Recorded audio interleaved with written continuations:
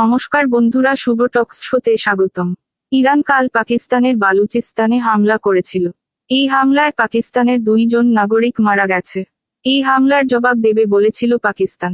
পাকিস্তান ও ইরানের রাজদূত দুজনেই নিজেদের দেশ থেকে বহিষ্কার করেছে। আজ পাকিস্তান ইরানের উপর হামলা করল ড্রোন ও মিসাইল দিয়ে। এই হামলায় ইরানের 7 জন নাগরিক মারা গেছে। পাকিস্তানের এই হামলার কঠোর জবাব দেবে ইরান। ইরান ও পাকিস্তানের যুদ্ধ শুরু হতে পারে যখন তখন। পাকিস্তানের বালুচিস্তানের বালুচি লিভারেন্স সরাসরি পাকিস্তানের সাথে যুদ্ধ ঘোষণা করেছে। ইরান পুরোপুরি বালুচি লিভারেন্সদের সমর্থন করবে।